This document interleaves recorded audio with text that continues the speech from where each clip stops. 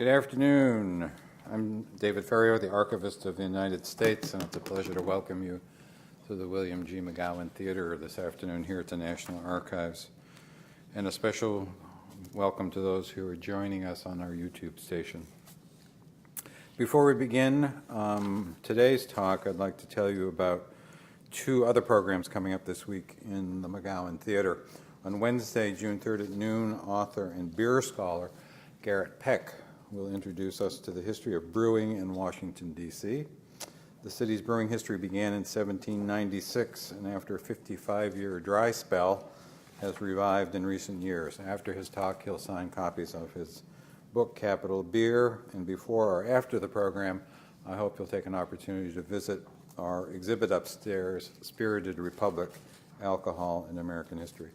And on Friday, June 5th at noon, we welcome back historian H.W. Brands to tell us about his new biography, Reagan, A Life, and a book signing will follow that program also. To learn more about these and all of our programs and exhibits, consult our monthly calendar of events in print or online, and there are copies in the lobby as well as a sign-up sheet where you can receive it by regular mail or email. You'll also find brochures about other archives, programs, and activities. And another way to get more involved in the National Archives is to become a member of the National Archives Foundation. The foundation supports all of our education and outreach activities, and there are applications for membership also in the lobby. Last December, President Obama announced that his administration would begin efforts to reestablish diplomatic relations between the United States and Cuba and increase travel and commerce between the two nations. The president called these actions the most significant changes in our policy in more than 50 years. Just 2 months earlier, Back Channel to Cuba was published. Who could ask for better timing? The two authors with us today spent years examining secret communications between the two countries across decades of public hostility. Their work has won praise from many quarters. Reviewing the book for Foreign Affairs, Professor Richard Feinberg declared that this exhaustive and masterful diplomatic history will stand as the most authoritative account of U.S.-Cuban diplomatic relations during the 5 decades of Cuban President Fidel Castro's rule.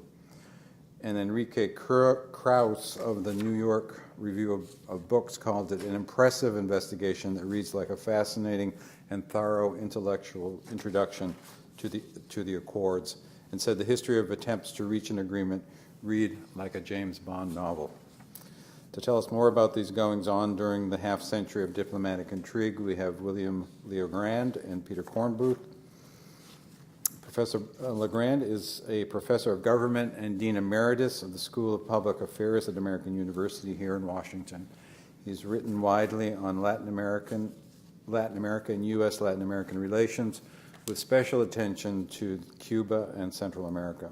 He's the author of Our Own Backyard, the United States in Central America, 1977 to 1992, and co-author of Back Channel to Cuba. He's also co-editor of a contemporary Cuba reader.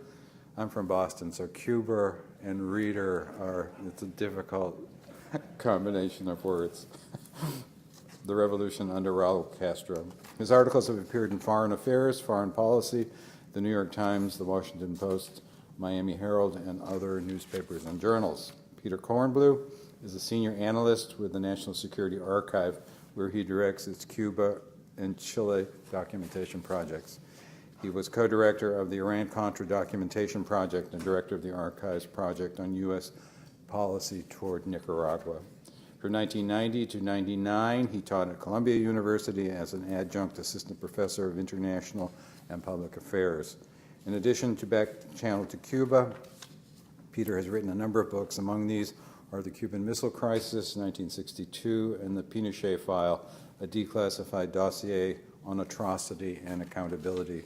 His articles have been published in Foreign Policy, The New Yorker, and The New York Times, and The Washington Post, The Los Angeles Times, and many other newspapers and journals. He's also appeared on numerous national television and radio broadcasts. So, ladies and gentlemen, please welcome William LeoGrande and Peter Kornbluh.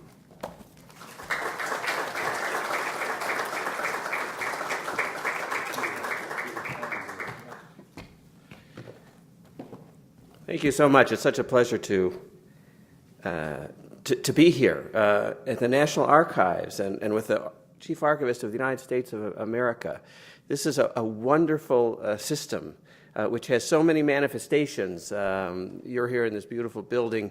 We have spent 10 years in the presidential libraries and the National Archives out at College Park asking for documents, getting documents, reviewing the documents, and putting them into this book. And it's such a wonderful kind of closure for us as researchers and writers to be here to share the material with you that we were able to find in this archival system that our U.S. government has put together.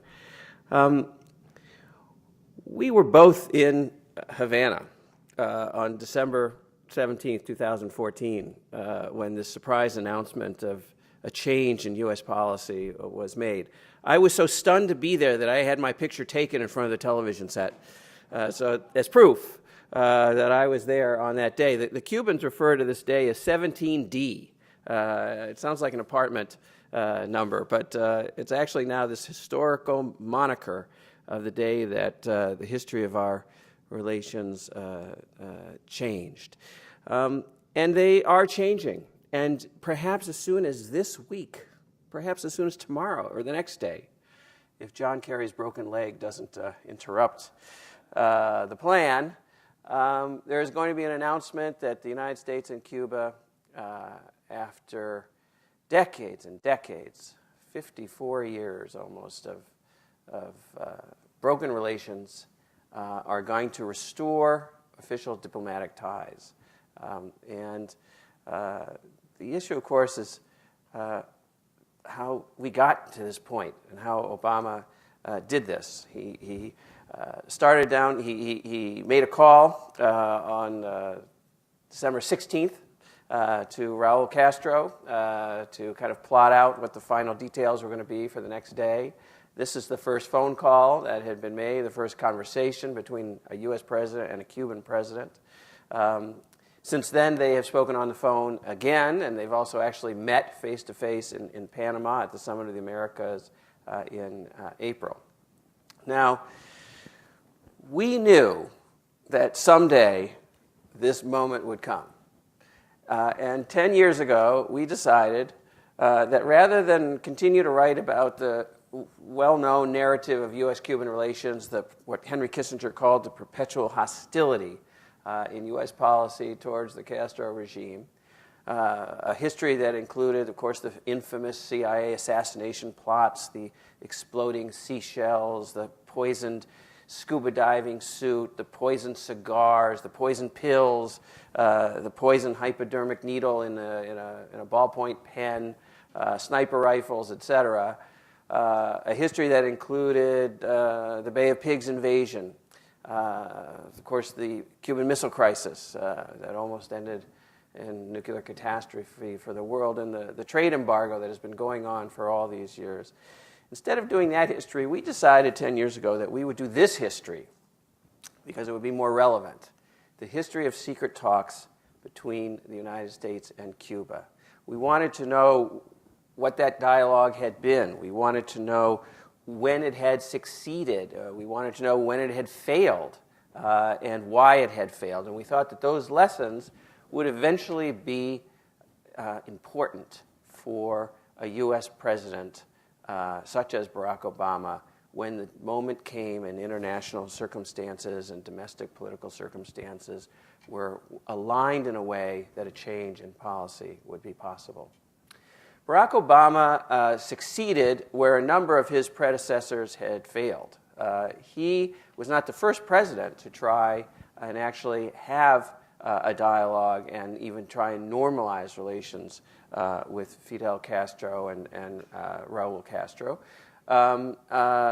He was just the first president to actually fully succeed. He was preceded by John Kennedy, who is well known for having given the green light for the Bay of Pigs invasion, for having authorized Operation Mongoose, the CIA operations, for instituting the trade embargo, but not as well known for having started a secret dialogue with Fidel Castro that was going on right at the moment that Kennedy was assassinated. Obama was preceded by Jimmy Carter, by Henry Kissinger, and to a somewhat lesser degree, Bill Clinton, all of whom engaged in serious talks with the Cubans. One of the things that we discovered in doing this research was that even though Fidel Castro is well known for his anti-American tirades, the waving finger and the denunciation of U.S. imperialism, behind the scenes, he reached out to almost every single president of the United States fairly early on in their presidencies to see if better relations were possible. This is a rather famous document, the first 2 pages of a memo to President Kennedy from his top deputy, Richard Goodwin, after having met with Che Guevara. The meeting took place 5 months after the Bay of Pigs invasion. And despite that flagrant attack on the Cuban state, a bald attempt to roll back the Cuban Revolution, overthrow Fidel Castro, and implement our own preferred leadership there. Despite that attempt, Fidel reached out through Che Guevara and basically said, is it possible now that we could have better relations? Che Guevara famously thanked Richard Goodwin at this meeting in Montevideo, Uruguay, for the Bay of Pigs. He said, thank you for the Bay of Pigs. It transformed us from an aggrieved little country into an equal and helped us consolidate the revolution. And now that the revolution is strong and we are an equal, could we find a modus operandi, a modus vivendi between our 2 countries? After Kennedy died, Fidel Castro reached out to Lyndon Johnson. He sent a secret message using an ABC News correspondent, Lisa Howard, to Johnson, basically saying, did you know I was in talks with President Kennedy before he died? We would like to continue those talks. I understand that it is a political year, campaign year, 1964, that you might be running against a Barry Goldwater or Richard Nixon. And if you have to say hostile things about Cuba, be my guest. Even if you have to attack Cuba for political reasons, as long as you tell me that you're doing it for political reasons, I'll understand. But we would like to continue the talks towards better relations. Please do not misconstrue my interest in better relations as weakness. The revolution is strong, and we believe that we can coexist with the United States of America. As I always tell audiences, that this is one of the most stunning documents that we found at the College Park archives, actually, which is a memo of a meeting with the representatives of Switzerland. Castro used the Swiss ambassador as an intermediary with the United States, and he reached out to Richard Nixon. Richard Nixon was well known to Fidel Castro as a Castro hater.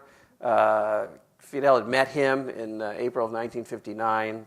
Needless to say, they hadn't gotten along very well at their meeting. We have a photograph of the 2 of them on the front page of the book, Shaking Hands. But behind the scenes, Fidel believed that Nixon was paternalistic and chauvinistic and imperialistic and all those things. And Nixon thought that Castro was naive about communism or a communist already.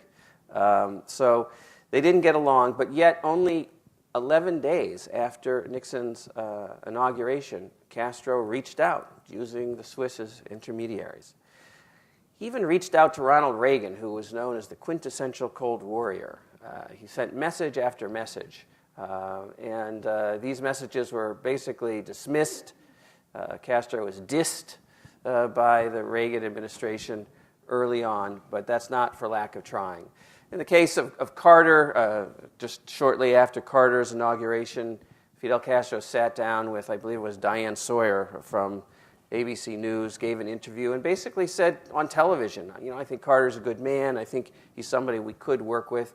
He used an open vehicle as opposed to a back channel at that point to send a message to the United States. And the other thing that we discovered in doing this history is that pretty much every president since Kennedy had, if not reached out to Fidel Castro, engaged in talks. with Fidel Castro and Raul Castro. The Kennedy administration in 1963, kind of resetting itself after the dangerous missile crisis, believed that, at least a few officials at the very top believed that a sweet approach, as this declassified document suggests, might be more effective than the covert nastiness that was then in vogue and being used by the Kennedy administration to overthrow and roll back the Cuban Revolution. And the idea was that we could find a common ground with Fidel Castro and the Cuban Revolution. We could wean Cuba away from the Soviets and bring Cuba back into the embrace of the Western Hemisphere and the capitalist system. And that was the idea at the time. Kennedy used secret intermediaries to do this. He used one lawyer, James Donovan, and two journalists, Lisa Howard and a French journalist named Jean Daniel. Jean Daniel was actually with Fidel Castro, carrying a message from Kennedy, a message of peace, they both decided, suggesting that coexistence was possible when the news came in that John Kennedy had been assassinated in Dallas. It was very dramatic. The first thing Castro said was, they're going to say we did it, which was true. The first rumors were that Castro himself was somehow behind the assassination of President Kennedy. And then he said to Jean Daniel, there goes your mission of peace. There goes your mission of peace. And it was true. And it took another 10 years before a U.S. administration, in this case kind of pushed by Secretary of State Henry Kissinger, decided that there could be a possibility of secret talks between the United States and Cuba. Kissinger, of course, also known as a hardliner, supporter of dictators, a realpolitik politician and foreign policy maker. He took a realpolitik approach to Cuba, and the issue of Cuba was a real problem. The rest of Latin America was opposed to U.S. policy. They were pushing up against, wanted to rescind the multilateral sanctions against Cuba, and all of Latin America was saying to Kissinger, look, we're going to reestablish political and economic ties with the Cubans. That will leave you as the odd man out in the hemisphere.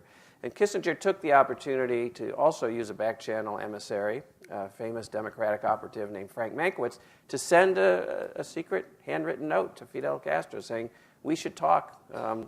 And in the first set of secret meetings there were, Kissinger put forth this extraordinary kind of aide-memoire, the piece that's there on your left, in which he had a very interesting tone, a tone somewhat similar to the tone that Barack Obama more recently used, which basically said, we have ideological differences, but that doesn't mean that we can't coexist. We have common mutual interests we could pursue, and if we can have détente with China, we can certainly have détente in the Caribbean. And there were 6 or 7 secret meetings. They were held at the places like the cafeteria of LaGuardia Airport, in the private homes of Kissinger deputies such as Lawrence Eagleburger here in Washington, D.C., and at the swanky Pierre Hotel just off Central Park in New York, where the very first true secret negotiation between the United States and Cuba took place in July of 1975. It was a 3-hour meeting. We have the declassified memorandum of conversation, and it looked very promising. Fidel Castro decided, however, that his commitment to anti-colonialism and revolution in Latin America, in Africa, was at least a higher priority than normal relations with the United States. He ended up sending 36,000 Cuban troops to Angola in the fall of 1975. And of course, this left Kissinger angry as could possibly be. We obtained for the book the declassified memorandum of conversation of his meetings in the Oval Office with Gerald Ford, in which he went in and told the President of the United States, I think we're going to have to clobber Cuba for its role in Africa. I think we're going to have to smash that pipsqueak. We might have to wait until after the 1976 elections to do so. And of course, in those elections, Gerald Ford lost, and Kissinger and Ford had no opportunity to smash Cuba, to clobber Cuba for its incursion into Africa. Now, finally, let me say that Jimmy Carter was the true predecessor of Barack Obama. Philosophically, strategically, Carter came into office believing that dialogue with hostile states was far preferable to aggression. He issued this extraordinary directive, and someday we'll get a similar directive, I believe, declassified from the National Archives that Barack Obama signed a year or so ago, ordering the same thing. Carter wanted his staff to normalize relations with Cuba. He wanted them to go through a step-by-step process. He authorized secret talks, and a whole series of secret meetings took place. At every meeting, they came back to the same issue. The United States had a quid pro quo. If you get out of Africa, we can normalize relations. Fidel Castro's response was, do I come and tell you how to conduct your foreign policy? There seemed to be a law for the United States and another law for smaller countries like Cuba. And I might be naive, but I don't agree with that presumption that you can tell us how to conduct our foreign and domestic affairs and presume to then make that a prerequisite for lifting the embargo that should never have been imposed in the first place. Obama and Cuba basically had preconditions, and lucky for the circumstances of this extraordinary breakthrough, they were equal on both sides. The precondition to better relations was that both countries had prisoners that they wanted back. Cuba wanted these 3 Cuban spies back: Antonio Guerrero, Gerardo Hernandez, and Ramon Labanino, 3 of the so-called Cuban Five, a team of spies that had been sent to the United States in the 1990s by Cuban intelligence, largely to spy on exile groups who had a history of violence against Cuba or financing violence against Cuba. And the United States wanted Alan Gross back. Alan Gross was a USAID subcontractor. He was arrested in December of 2009 on his 5th trip to Cuba for smuggling in and installing satellite communications equipment in several communities throughout Cuba in an effort to set up independent communications channels between potential dissident leaders in the future and the United States government. And in the end, the CIA wanted this young man at the bottom there, whose name is not on this slide. His name is Rolando Saraf Trujillo. And he became part of the equation of a trade. And once this prisoner exchange was agreed to, we had the breakthrough that led to the opening of relations. And that's where we are today. Great momentum. That's kind of the background of how we got here. And I'm turning it over to my colleague to share with you where we are now and what's happening at this very moment.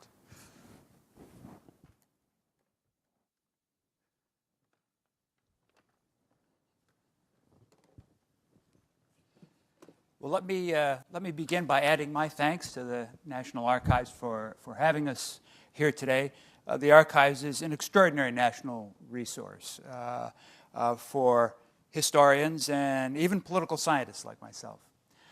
One of the things that we discovered in looking at this long history is that a number of lessons can be drawn from it. And the last chapter of the book actually goes through 10 of those lessons. I'm not going to go through all 10. I want to summarize, though, very quickly some of the ones that really stand out for us and that continue to be relevant today. First, of course, is that talking with the Cuban government is not at all abnormal. Every president since Eisenhower had some kind of dialogue with Cuba. Peter has gone over the administrations that focused on normalizing relations, but every administration, including Republican administrations, Richard Nixon, Ronald Reagan, both Bushes, had dialogue with Cuba about issues of mutual interest, about problems that couldn't be solved by the United States alone, and had to engage Cuba in order to reach some kind of solution.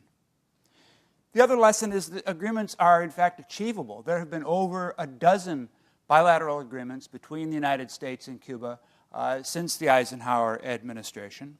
And the Cubans have kept their side of the bargain. In other words, when the Cubans make an agreement, they have actually a good track record of living up to them.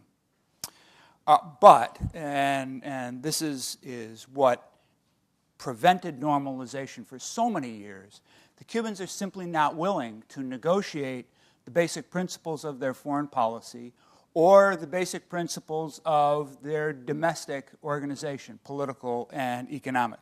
They regard those things as a matter of their national sovereignty, and they simply are off the table when it comes to negotiations. And every administration up until President Barack Obama had a precondition, or as Peter put it, a quid pro quo, that the Cubans had to make some kind of concessions on those fundamental issues if the United States was going to normalize relations. And from the Cuban point of view, giving up their whole foreign policy in order to normalize relations with the United States, giving up their socialist system in order to normalize relations with the United States, simply wasn't worth the trade.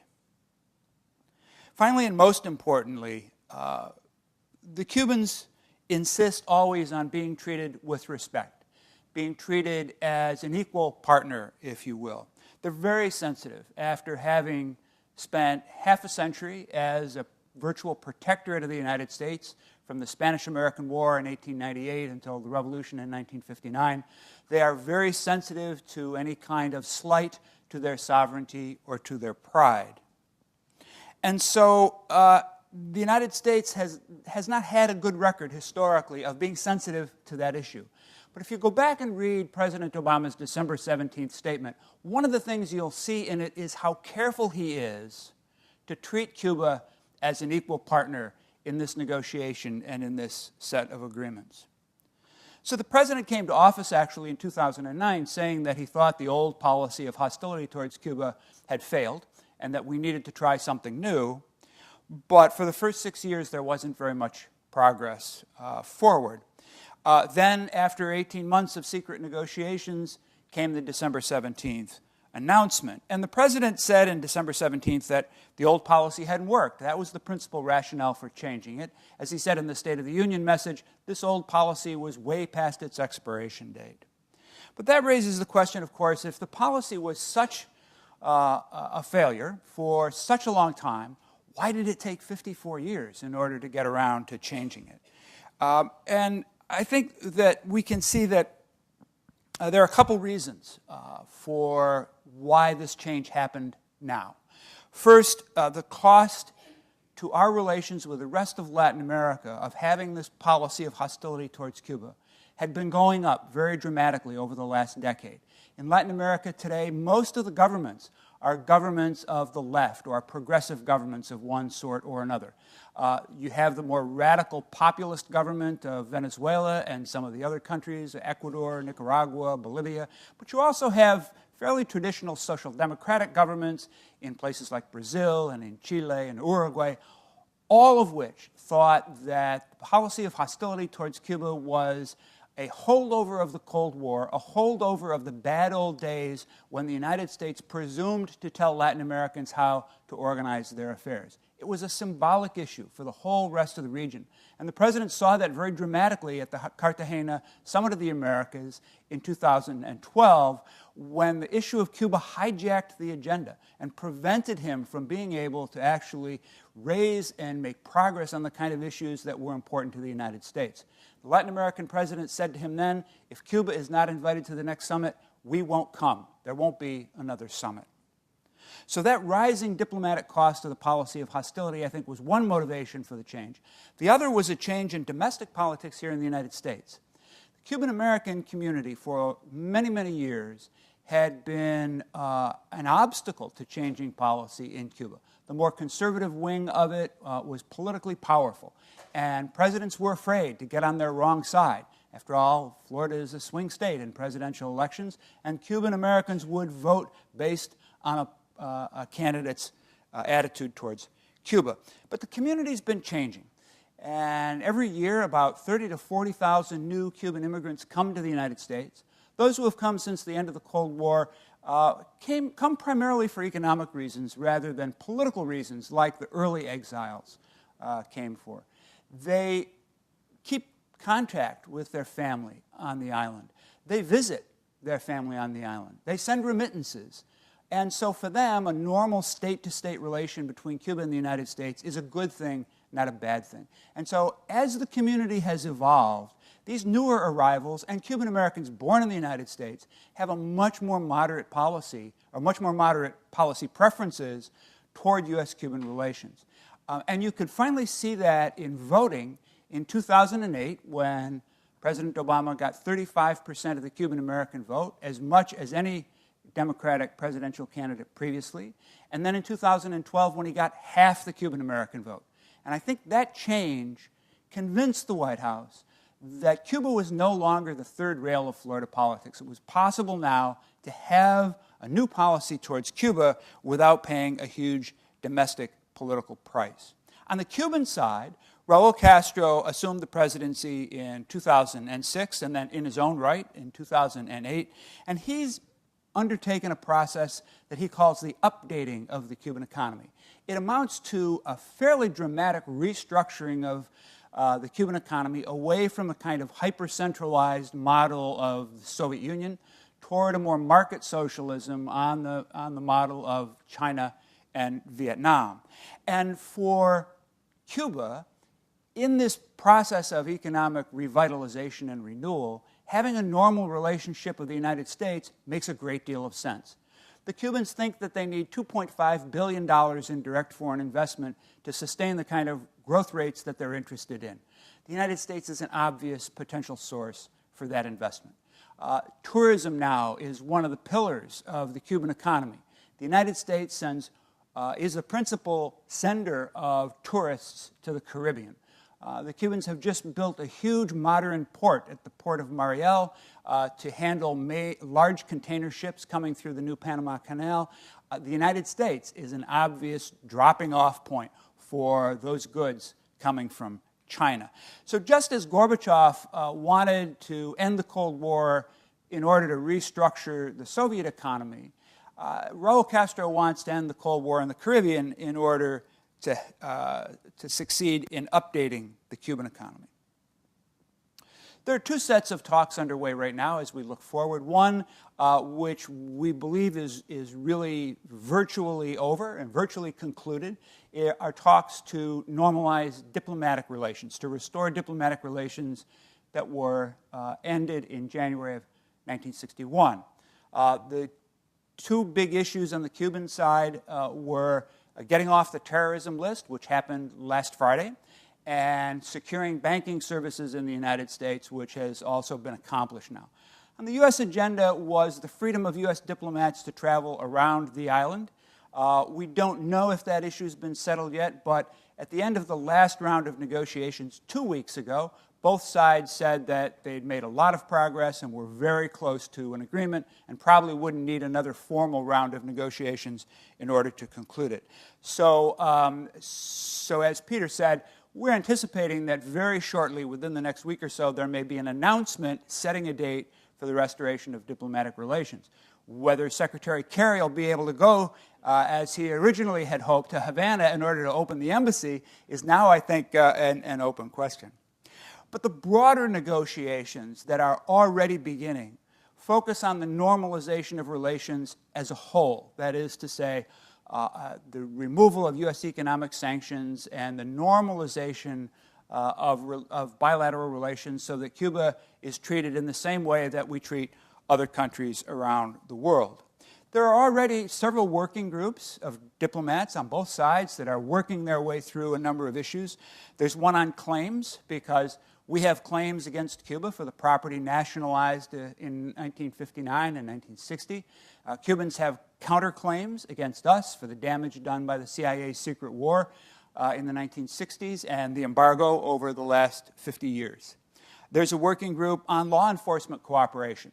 There are some 70 U.S. fugitives that have taken refuge in Cuba, and this group is discussing reestablishing normal extradition procedures.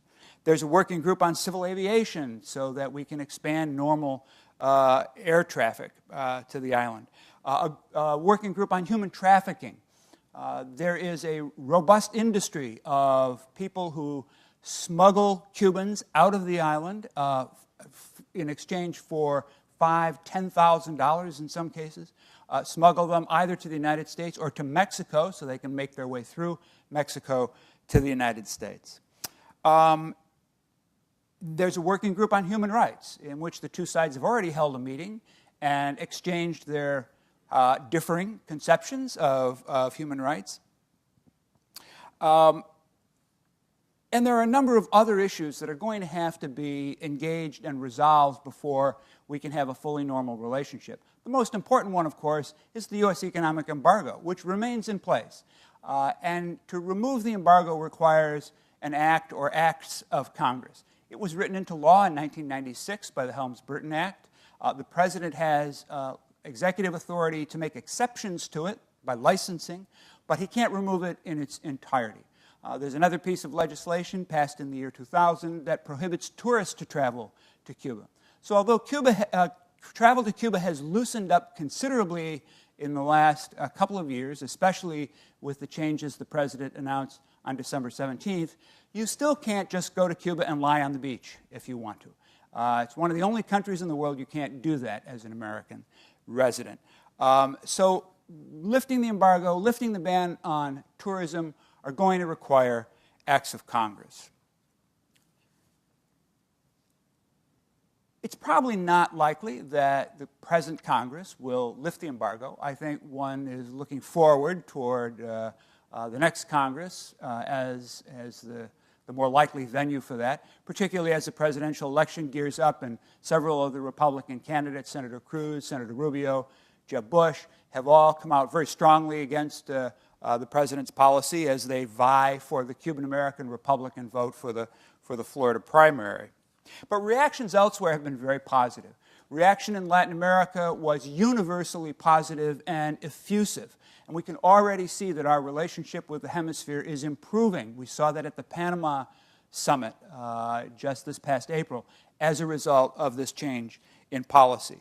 The Pope gave the policy his blessing, coming out in favor of it after having himself played a very important role in bringing the two sides together. Public opinion here in the United States has been overwhelmingly favorable. 5 or 6 national polls have been done since December 17th, and they show consistently 60% or more of the general public in favor of this change in policy.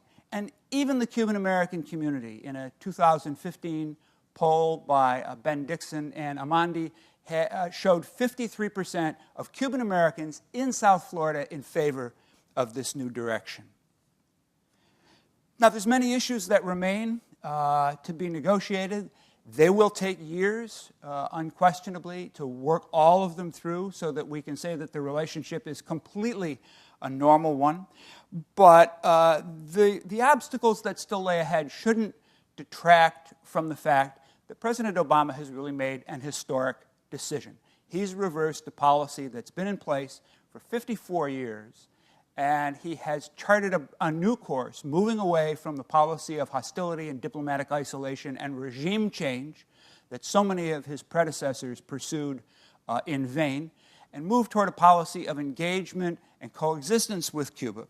And hopefully this new policy will lead not only to reconciliation between the two countries, but to a brighter future for Cuba as well. Thank you all for coming today, and we're happy now to answer some questions for you.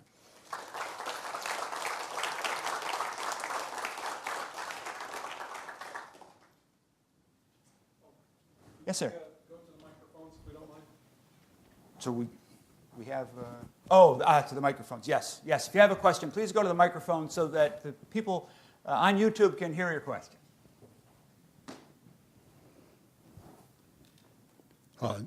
I just want to thank both of you for your presentation. My name is Paul Walkerbarth.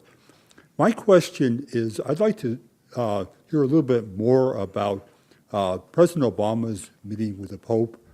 I've heard from secondary sources that during the meeting, they spent a lot of time on Cuba, and I'm still trying to put together this process. I understand perhaps as an outcome of that meeting, there was a letter which was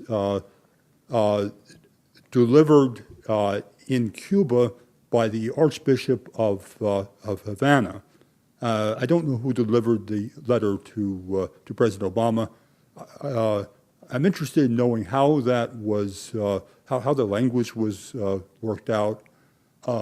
My own take on it is that I think generally in policy, at the heart, President Obama really is a populist in the sense he wants to serve what benefits people, and I think that the argument that the Cuban people would benefit may have been persuasive.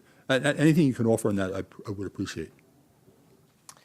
It's a wonderful question, and we should just say that we spent a lot of time working on this very issue to add a new epilogue to the paperback edition of the book that's coming out in the fall. President Obama did meet with the Pope in late March of last year. There were a number of pressure points on the Pope to raise the issue of Cuba. A number of cardinals had contacted him, suggesting it would be a good idea. And President Obama himself came already convinced that it would be a good idea for the Pope to be an actor of some sort, to give his blessing, and perhaps the Vatican as a facility for the ongoing talks secretly that were in place at that moment with the Cubans. And the Pope did follow up in a number of ways, including sending very personal letters to both Raul Castro and to President Obama later in the summer of last year, and then actually hosting a meeting at the Vatican in late October of last year, which kind of sealed the deal, provided the papal blessing, if you will, for this. And it was, in fact, the Archbishop. He's now no longer Archbishop Jaime Ortega, but he remains a cardinal who delivered the Pope's letters both to President Raul Castro and in a very sort of low-key and quiet, almost back-channel, secretive kind of way, delivered the Pope's letter to President Obama as well. You can read the full story in the next edition of the book, but more questions? Yes.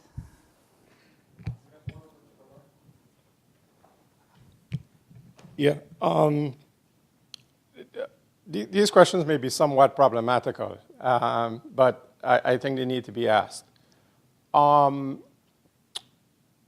It seems to me that if, for example, and this is historical revisionism, so that makes it problematical. But if, for example, Gore had won the election in 2000, that we would not be, basically the Cuban-American relations, I think, would have long been established. Maybe not during his first term in office, but during his second term, I think it would have been done. Because there were movements, the movements you all talking about, the change in the Cuban community was really, if you go back to Dialogueros in the late 70s, majority of the Cuban population was kind of in favor of that, although there was still strong resistance. But an even more important question is, it seems to me, if you just take a look at what the Washington Post has been reporting the last few weeks about Cuba, that, in my discussions with, for example, Afro-Cubans at this point in time, there's tremendous worries about where this is headed. That if Cuba, I'm from a different part of the Caribbean. I'm from the French Dutch Caribbean. I'm from a small island by the name of St. Martin. But if you look at the U.S. relationships with the Caribbean, to put it very, very, very, very nicely, they are highly problematical for the majority of the Caribbean people. For example, from tourism or from business, they do not benefit. If anything, they are plundered by it. I mean, look at the problems in Cuba at this point. I mean, in Puerto Rico at this point in time. I think very much Cuba should be very, very scared about what is coming its way. There seems to be a lot of optimism that this relationship is going to be a productive relationship. For me, this relationship is, as long as the United States does not change its policy, outlook towards the Caribbean and Latin America, which is basically, as I think you summed it up, we are demanding you follow. If you don't follow, there are going to be consequences. Cuba's tried to resist this. The problem is, if this system starts to collapse under the developing relationship, the socioeconomic relationships, we can see a lot of chaos happening in Cuba. So building on what you guys say, wouldn't you believe that to make this relationship work, that America would really have to fundamentally change its way in which it would engage with a Cuba? In essence, to leave Cuba and to give Cuba a chance to really reform itself internally in a much more democratic and accountable fashion. If that's not done and changes are enforced from out, for me, this is 30, 40, 50 years before another Cuban revolution takes place. So let me say something about Al Gore first, and then try to answer this much more difficult question. I think there's no doubt Al Gore would not have pursued the deeply hostile policy towards Cuba that George W. Bush pursued. But although the Cuban-American community was already changing, and you could see it in opinion polls, the newer arrivals were not voting yet. They were not naturalized citizens yet. And those that were, the more recent arrivals, many of them registered to vote. And those that were had a much lower turnout rate than the old guard people who came in the 1960s and the 1970s. So I think it really did actually take additional time in order for the politics, the electoral politics of the community, as opposed to the attitudes of the community, to really change.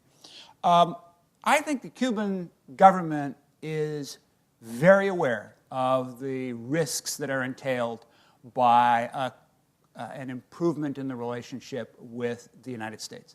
All direct foreign investment projects, from wherever they come to Cuba, have to be approved at very high levels of the government. So the government is trying to channel direct foreign investment into its development priorities rather than just, anything goes.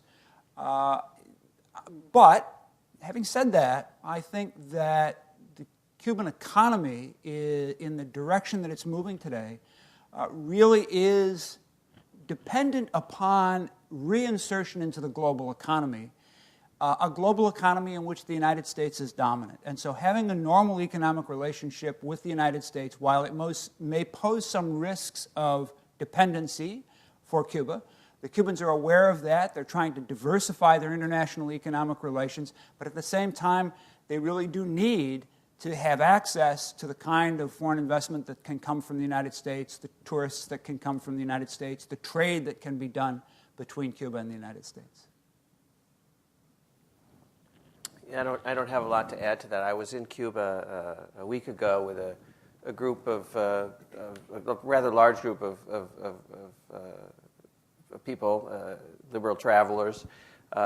One of them made the point that they all wanted to see Cuba before we destroy it, and I think that a lot of that attitude is based on an assumption that there's something overwhelming by the Walmarts and the McDonald's and the Monsantos of the world, and the Cuban government will be suddenly transformed into a non-actor in this process, and that's history suggests that won't be the case. That Cuba will be different from Puerto Rico and the other smaller Caribbean islands, and that the Cubans understand what their goals are and what their interests are, and we can no more tell them which U.S. companies to let in or not let in than we could tell them, Carter or Nixon, what their foreign policy or domestic system of governance should be. Mike? Yes, my name is Mike Kopetsky. I'm a former congressman from Oregon. and had the pleasure of being with you December 17th at a conference there in Cuba when this happened. But fortunately, you had written the book, and I had read it before I got there, because it's just an amazing history that I think people across the United States and our policy makers need to read, and because it shows what we've done and what the Cubans have done, and you've brilliantly pointed out that there's a way forward together. I did some comparisons with the China-U.S. relationship 25 years ago, and made some comparisons with Cuba-U.S. relationships today. One of the things that I was struck by in your work is just how important the president is, and how policies changed, even with people that wanted a relationship. In the end, things went awry.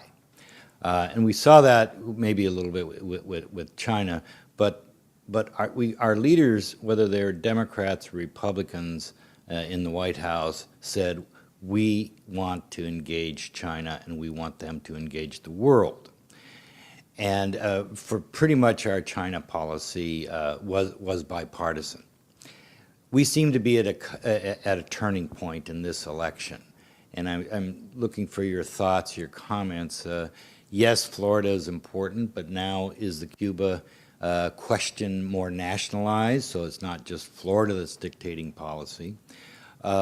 They have taken steps economically in terms of their economic system, as you've pointed out, which was significant for China to do as well. And whether you think there's no going back once you go down this small business world and larger business world that Cuba has gone.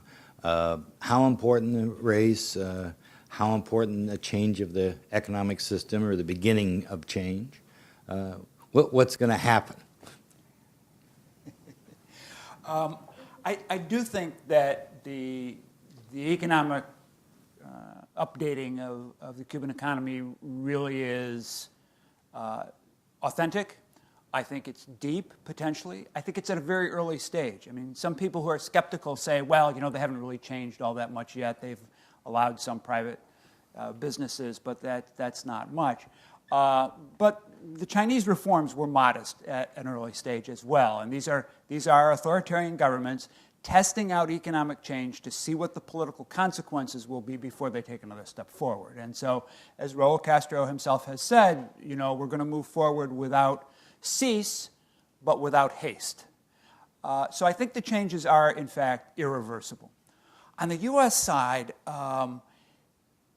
there is a growing constituency, I think, for getting rid of the embargo and changing the travel ban, getting rid of the travel ban.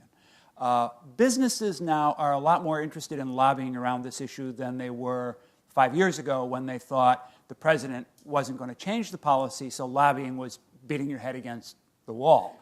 Now that the president is behind change, businesses are being more aggressive. And finally, you have, although the Republicans right now have a narrative that President Obama is weak on foreign policy and appeasing our enemies, which means they're not likely to do anything as a party that will make his Cuba policy a success, there are a lot of Republicans who are sensitive to business interests and would like to see businesses be able to get into Cuba. There are a lot of libertarian Republicans who don't like the idea of the government telling you where you can and can't travel as an individual. So I think if, in the next administration, if there's a Democratic president, and if the Senate were to go back to Democratic hands, which is very possible because the Republicans have many, many, many more seats up for re-election than the Democrats do, then I think there's a real opportunity to move in the Congress to get rid of these legal vestiges of the old policy. Let me just say that earlier in my talk, I showed you a slide of some of the intermediaries that John Kennedy was using, and he used one lawyer named James Donovan. And Donovan was the first negotiator to really win Fidel Castro's trust. He negotiated the release of the Bay of Pigs prisoners, and then he went back in the spring of '63 and started negotiating the release of a number of U.S. prisoners who'd been imprisoned after the revolution for a variety of kind of efforts to sabotage the revolution, including 3 bona fide CIA guys. And it was when they agreed to release those prisoners in a kind of a prisoner exchange early on in 63, Castro said to Donovan, you know, maybe we could build on this to change our relationship. What would it take, you know, after the Bay of Pigs and the missile crisis, what would it take for the United States and Cuba to actually change our relationship? And this was Fidel Castro in April of 1963 asking this question that only now has been answered. But at the time, Donovan said to him, Mr. Premier, do you know how porcupines make love? And Castro had to consult his interpreter. And then he said, no, I don't. And Donovan said, very carefully. And that is how you in the United States will go about trying to get back to normal relations. Well, that conversation took place in 1963, and we're now in 2015. And kind of operationally, it has been very carefully. These talks and feelers and gestures and negotiations and dialogues and attempts at agreements until now. But now, on the U.S. side, it's not very carefully. Obama, as Bill has just pointed out, really has an agenda to push this as far forward, as fast as possible, to consolidate these changes in policies and build an irreversible constituency for them. People who want to travel to Cuba, corporations that want to invest in Cuba, Cuban Americans who want to return to the island and rebuild as the economy is changing. And so we're on a fast track. If anything, it's the Cubans who are on the cautious side because they have the weight of history and the weight of the shadow of the kind of previous efforts of the United States of America to overthrow the Castro regime to consider. But I think at least until the end of the Obama administration, you're going to see step by step. John Kerry, even with a cast on his leg, may well go to Cuba relatively soon. The Pope is going to Cuba in September. President Obama says he wants to go to Cuba. The White House released a statement just last week saying that the president would relish the opportunity to go to Cuba. He wants to do what Nixon did in China and end the Cold War in the Caribbean once and for all, and have that as part of his legacy. So you're going to watch this going forward with some degree of momentum, I think, in the months to come. I was lucky enough to be on a long-planned trip to Cuba in early January, so barely 3 weeks after 17D, and it was extraordinary to be there then. One of the questions or issues that came up a lot was what happens after Raúl. You've talked a lot about the U.S. side of this, but from the Cuban side, do you have any comment to make about what happens after Raúl? So Raúl, one of the innovations that Raúl Castro has put in place in Cuba is term limits, if you can believe it. And so no senior official can serve more than 2 5-year terms, and Raúl's second 5-year term as president ends in 2018, and he has said that he will step down at that point. And so will the rest of los históricos, the historic generation that made the revolution in the first place. So it's going to be a younger generation taking over now. I mean, they've already started, but decisively by 2018. I think, though, that the Cuban leadership understands that the current direction in terms of the economy is essential to create a sustainable economic system in Cuba. Now, there is resistance. There's resistance in parts of the government bureaucracy and parts of the party bureaucracy to making these changes because, you know, in every set of changes there are winners and losers, and some people who may end up feeling they're going to be losers are resistant to these changes. So, you know, it's a challenge, I think, for the Cuban government in 2018 for Raúl to have made enough progress on his economic reform program so that it is clearly showing successful results, so that it becomes politically impossible for his successors to reverse it. I think in terms of the relationship with the United States, I don't see the Cubans having any interest in going back to the old way of doing things. For really almost since the end of the Cold War, it's been in Cuba's interest to have a more normal relationship with the United States. And they have sort of consistently offered that and pushed for that. And it's been the United States since the end of the Cold War that's been the more reluctant partner in this. And so, I do think it's possible, as Peter was suggesting just a minute ago, that even a Republican president in the United States might have a hard time completely undoing what President Obama has done. He would have the legal authority to do it, but I don't know that he would have the political conditions that would allow it if, in fact, this policy shows results, positive results, over the course of the next 2 years. Well, thank you all very much for coming.